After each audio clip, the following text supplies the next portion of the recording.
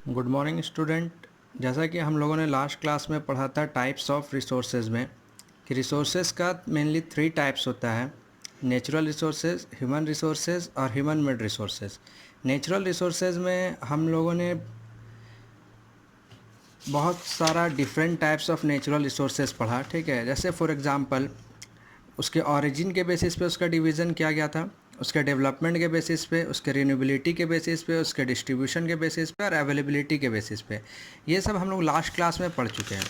आज उसी को आगे कंटिन्यू करेंगे हम लोग और पढ़ेंगे। नेक्स्ट टॉपिक जो हमारा है वो है distribution of natural resources. Distribution of natural resources में सबसे पहले ये बताया गया कि नेचुरल रिसोर्सेज जो है वो अनइवनली डिस्ट्रीब्यूटेड है। मीन्स सारा नेचुरल रिसोर्सेज हम लोगों को एक जगह नहीं मिलता। इट मीन्स कि अगर कहीं पे कोयला पाया जा रहा है, कोल पाया जा रहा है, तो ये ज़रूरी नहीं कि वहाँ पे पेट्रोलियम भी पाया जाए, ठीक है। जहाँ पे आयरन पाया जा रहा है वहाँ पे कॉपर भी पाया जाए। तो ये अनइवनली डिस्ट्रीब्यूटेड नेचुरल रिसोर्सेज अलग अलग लैंड फॉर्म्स में, प्लेट्यू में अलग, प्लेन्स में अलग और डेजर्ट में अलग, हर अलग अलग लैंड फॉर्म्स में जो नेचुरल रिसोर्सेज होता है वो अलग अलग टाइप का पाया जाता है। और ये पूरे वर्ल्ड में अनइवनली डिस्ट्रीब्यूटेड है। कहीं कहीं ऐसा भी है कि कुछ भी नेचुरल रिसोर्सेज नहीं मिलता है और कहीं कहीं एबेंडेंट है नेचुरल रिसोर्सेज का। क्लियर है टू एवरीवन। अब हम लोग आते हैं नेक्स्ट टॉपिक में, ह्यूमन रिसोर्सेज में। ह्यूमन रिसोर्सेज जैसे नाम से ही पता चल रहा है कि इंसान को एज अ रिसोर्स इस्तेमाल करना, ह्यूमन बींग्स को एज अ रिसोर्स इस्तेमाल करना। ह्यूमन बींग्स जो है, अगर सिंपली सोच के देखिए कि अगर ठीक है सब अवेलेबल रहता, आयरन हो गया, कोल हो गया, पेट्रोलियम हो गया, सब कुछ अवेलेबल रहता, लेकिन अगर इंसान ही नहीं रहता तो उसको कैसे बदला जाता है रिसोर्सेज में। जैसा कि हम लोग जानते हैं कि ज़मीन के अंदर से डायरेक्ट पेट्रोल नहीं निकलता है, ज़मीन के अंदर से क्रूड ऑयल निकलता है, कच्चा तेल। उसको कन्वर्ट किया जाता है पेट्रोलियम में, ठीक है, गैसेस में और भी डिफरेंट टाइप्स ऑफ प्रोडक्ट्स में। जैसा कि हम लोग जानते हैं, ठीक है, वैक्स में, डीजल में, केरोसिन ऑयल में, ये सब में उसको कन्वर्ट किया जाता है। ये सब कौन कन्वर्ट करता है? ह्यूमन।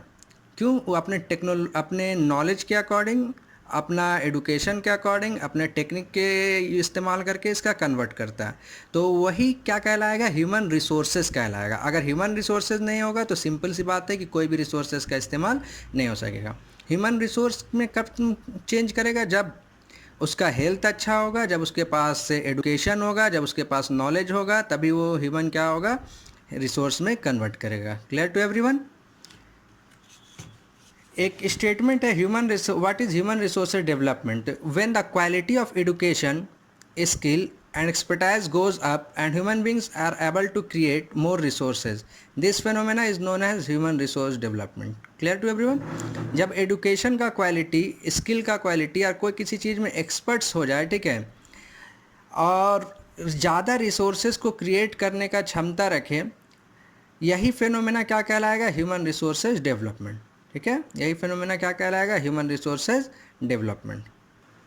जैसा कि हम लोग देखते हैं कि बहुत सारा स्टेट और बहुत सारा कंट्री ऐसा भी है कि जो जिसके पास रिसोर्सेज को फुल्ली तरीके से इस्तेमाल कर पा रहा है क्योंकि उसका ह्यूमन रिसोर्स अच्छा है। बहुत सारा वैसा भी कंट्री है जिसका ह्यूमन रिसोर्स अच्छा नहीं है और वो अपने रिसोर्सेज को अवेलेबल होने के बावजूद वो अच्छे से इस्तेमाल नहीं कर पा रहा। लास्ट जो था टाइप्स ऑफ रिसोर्सेज में वो था ह्यूमन मेड रिसोर्सेज।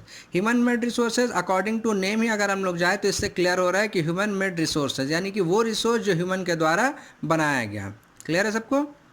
और ये human made resource, human being किसी भी रिसोर्स के लिए जो है वो वाइटल रोल प्ले करता है। उसका टेक्नोलॉजी, जैसे फॉर एग्जांपल अब ह्यूमन रिसोर्सेज में आएगा, ह्यूमन मेड रिसोर्सेज में आएगा क्या क्या उसको हम, ठीक है, देखेंगे हम लोग। ह्यूमन मेड रिसोर्सेज में आएगा क्या क्या? तो technical expertise, government structure, political and economic institution, social and cultural setup, ये सब किस में आएगा? सबसे बड़ा जो ये सब आएगा ह्यूमन मेड रिसोर्स में। सबसे बड़ा ह्यूमन मेड रिसोर्स क्या है? टेक्नोलॉजी। टेक्नोलॉजी ही वो चीज़ है जो किसी भी रिसोर्सेज को इस्तेमाल करने का तरीका हम लोगों को बताता है। अदरवाइज रिसोर्सेज फुल्ली अवेलेबल रहे, जैसे फॉर एग्जांपल हम लोग देखते भी हैं कि बहुत तरह का एनर्जी होता है, सोलर ही एनर्जी कि हमारे चारों तरफ अवेलेबल है, लेकिन क्या हम लोग इस्तेमाल कर पा रहे हैं फुल्ली तरीके से उसको? नहीं। क्यों? क्योंकि हमारे पास वैसा टेक्नोलॉजी नहीं है। अगर टेक्नोलॉजी रहेगा तो हम लोग उसको पूरे तरीके से इस्तेमाल कर पाएंगे। क्लियर है सबको? ह्यूमन जो रहता है वो रिसर्च कंडक्ट करता है, वो क्वालिटी को देखता है, ठीक है, वो क्वालिटी को इम्प्रूव करता है मेनली किस तरीके से? टेक्नोलॉजी का इस्तेमाल करके। Clear to everyone? समझ में आ रहा है? तो टेक्निक को अगर डेवलप किया जाए, ह्यूमन वर्ड रिसोर्सेज को अगर डेवलप किया जाए तो वो क्वालिटी ऑफ गुड्स को इफ़ेक्ट करेगा।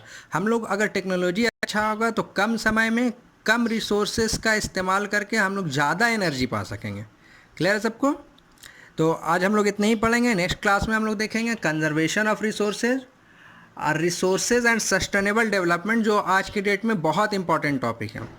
आप लोग देख सकते हैं कि पीडीएफ दिया हुआ होगा, उसमें कुछ एक्सरसाइज वर्क होंगे, fill in the blanks, true false, question answer. तो अभी तक मैंने जहाँ तक पढ़ाया वहाँ तक में जो भी आपका वर्क हो पाएगा उसको कीजिएगा, ठीक है।